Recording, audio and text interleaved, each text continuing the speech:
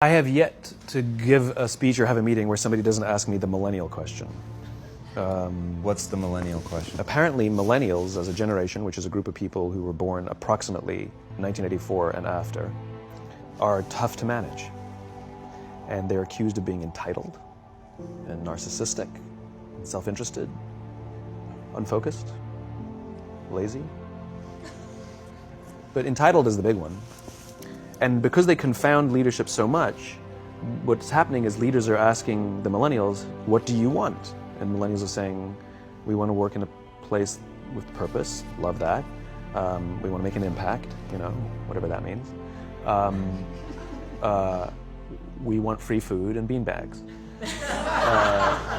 And so somebody articulates some sort of purpose, there's lots of free food and there's beanbags, and yet for some reason, they're still not happy. And that's because they're missing. There's a missing piece. What I've learned is that I can break it down into four pieces. Right? There are four things, four characteristics. One is parenting. The other one is technology. The third is impatience, and the fourth is environment. The generation that we call the millennials, too many of them grew up subject to, not my words, failed parenting strategies. Where, for example, they were told that they were special all the time. They were told that they could have anything they want in life, just because they want it. Some of them got into honors classes, not because they deserved it, but because their parents complained. And some of them got A's, not because they earned them, but because the teachers didn't want to deal with the parents. Some kids got participation medals. You got a medal for coming in last, right? Which the science we know is pretty clear, which is it devalues the medal and the reward for those who actually work hard, and it actually makes the person who comes in last feel embarrassed because they know they didn't deserve it, so it actually makes them feel worse, right? So you take this group of people, and they graduate school, and they get a job, and they're thrust into the real world, and in an instant, they find out they're not special, their moms can't get them a promotion, that you get nothing for coming in last, and by the way, you can't just have it because you want it. And in an instant, their entire self-image is shattered. And so you have an entire generation that's growing up with lower self-esteem than previous generations. The other problem, to compound it, is we're growing up in a Facebook, Instagram world. In other words, we're good at putting filters on things. We're good at showing people that life is amazing even though I'm depressed. And so everybody sounds tough, and everybody sounds like they got it all figured out. And the reality is there's very little toughness, and most people don't have it figured out. And so when the more senior people say, well, what should we do? They sound like, this is what you got to do. And they have no clue. Right? So you have an entire generation growing up with lower self-esteem than previous generations, right? Through no fault of their own. Through no fault of their own, right? They were dealt a bad hand. Now, let's add in technology. We know that engagement with social media and our cell phones releases a chemical called dopamine. That's why when you get a text, it feels good, right? So, we've all had it where you're feeling a little bit down or feeling a bit lonely, and so you send out 10 texts to 10 friends, hi, hi, hi, hi, hi, because it feels good when you get a response. It's why we count the likes, it's why we go back 10 times to see if my Instagram is growing slower, did I do something wrong? Do they not like me anymore, right? The trauma for young kids to be unfriended, right? Because we know when you get it, you get a hit of dopamine, which feels good. It's why we like it, it's why we keep going back to it. Dopamine is the exact same chemical that makes us feel good when we smoke, when we drink, and when we gamble. In other words, it's highly, highly addictive, right? We have age restrictions on smoking, gambling, and alcohol, and we have no age restrictions on social media and cell phones, which is the equivalent of opening up the liquor cabinet and saying to our teenagers, hey, by the way, this adolescence thing, if it gets you down.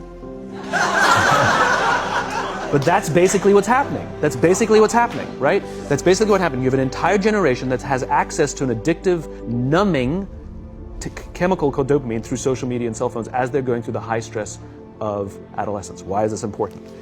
Almost every alcoholic discovered alcohol when they were teenagers. When we're very, very young, the only approval we need is the approval of our parents.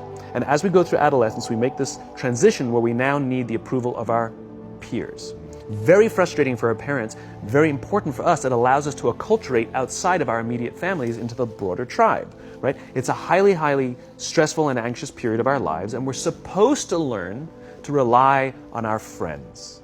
Some people, quite by accident, discover alcohol and numbing effects of dopamine to help them cope with the stresses and anxieties of adolescence. Unfortunately, that becomes hardwired in their brains, and for the rest of their lives, when they suffer significant stress, they will not turn to a person, they will turn to the bottle. Social stress, financial stress, career stress, that's pretty much the primary reasons why an alcoholic drinks, right?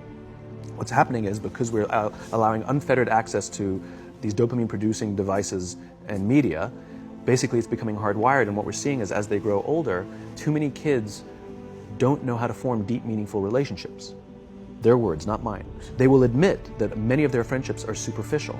They will admit that their friends, that they don't count on their friends, they don't rely on their friends, they have fun with their friends, but they also know that their friends will cancel on them if something better comes along. Deep, meaningful relationships are not there because they never practice the skill set, and worse, they don't have the coping mechanisms to deal with stress. So when significant stress starts to show up in their lives, they're not turning to a person, they're turning to a device, they're turning to social media, they're turning to these things which offer temporary relief. We know, the science is clear, we know that people who spend more time on Facebook suffer higher rates of depression than people who spend less time on Facebook. These things balanced. Alcohol is not bad, too much alcohol is bad. Gambling is fun, too much gambling is dangerous. There's nothing wrong with social media and cell phones. It's the imbalance. If you're sitting at dinner with your friends and you're texting somebody who's not there, that's a problem. That's an addiction. If you're sitting in a meeting with people you're supposed to be listening to and speaking, and you put your phone on the table, face up or face down, I don't care, that sends a subconscious message to the room that you're just not that important to me right now, right?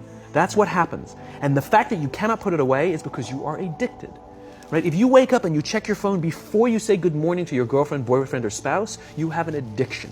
And like all addiction, in time, it'll destroy relationships, it'll cost time, and it'll cost money, and it'll make your life worse. So you have a generation growing up with lower self-esteem that doesn't have the coping mechanisms to deal with stress. Now you add in the sense of impatience. They've grown up in a world of instant gratification. You want to buy something, you go on Amazon, it arrives the next day. You want to watch a movie? Log on and watch a movie. You don't check movie times. You want to watch a TV show? Binge. You don't even have to wait week to week to week, right? I know people who skip seasons just so they can binge at the end of the season, right? Instant gratification. You want to go on a date? You don't even have to learn how to be like, hey. You don't even have to learn and practice that skill. You don't have to be the uncomfortable one who says yes when you mean no and says no when you mean no and yes when you... You don't have to swipe right. Bang, I'm a stud. Right? You don't have to learn the social coping mechanisms.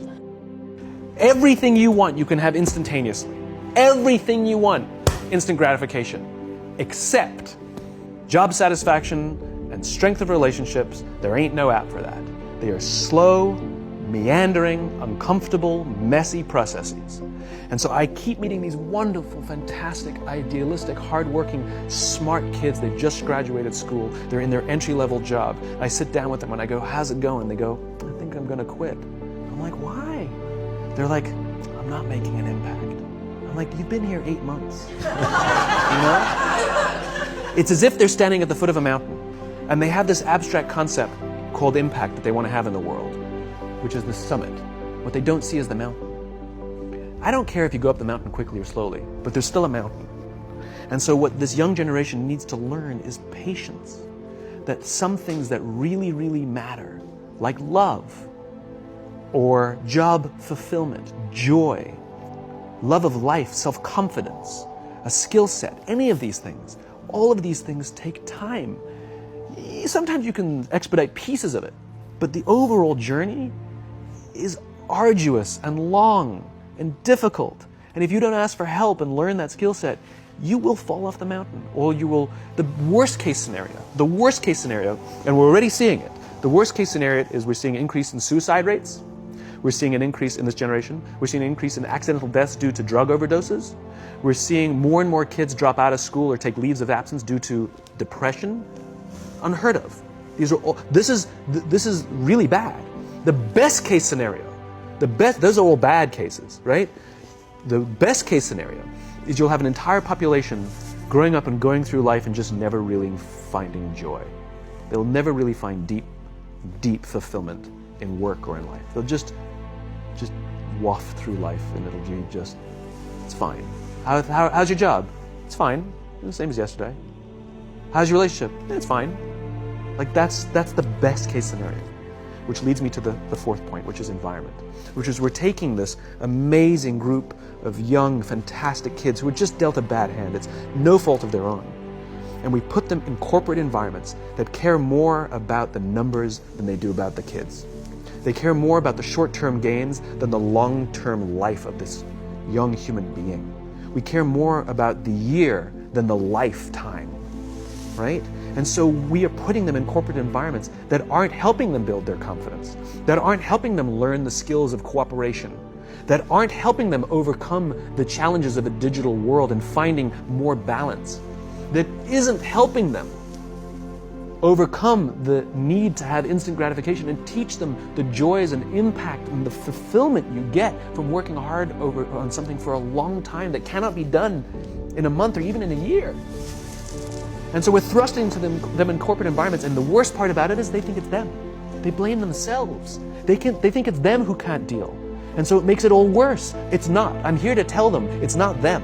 It's the corporations, it's the corporate environments, it's the total lack of good leadership in our world today that is making them feel the way they do.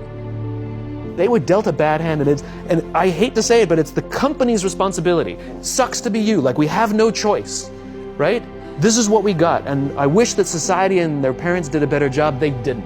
So we're getting them in our companies, and we now have to pick up the slack. We have to work extra hard to figure out the ways that we build their confidence. We have to work extra hard to find ways to teach them the social skills that they're missing out on. There should be no cell phones in conference rooms. None. Zero. And I don't mean the kind of like sitting outside waiting to text. I mean like when you're sitting and waiting for a meeting to start, this is what we all do. We all sit here and wait for the meeting to start. Meeting starting? Okay. And we start the meeting. No, that's not how relationships are formed. Remember we talked about it's the little things? Relationships are formed this way. We're waiting for a meeting to start and we go, how's your dad? I heard he was in the hospital. Oh, he's really good. Thanks for asking. He's actually at home now. Oh, I'm really glad. It was really amazing. I know, it was really scary for him. That's how you form relationships. Hey, did you ever get that report done? Oh my God, no, I didn't. I'll help you out. Can I help you out with that? Really?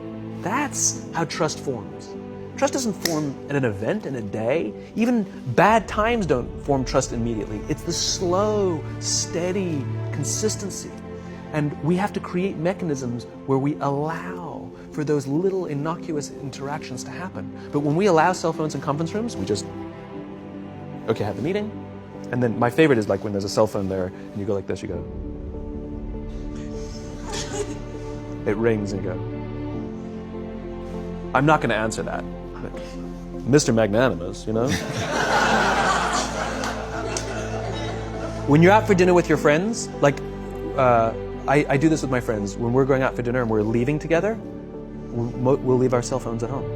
Who are we calling? Maybe one of us will bring the phone in case we need to call an Uber or take a picture of our meal. Goes without saying, come on. I'm an idealist, but I'm not insane. You know? Not a heathen. I mean, it looked really good.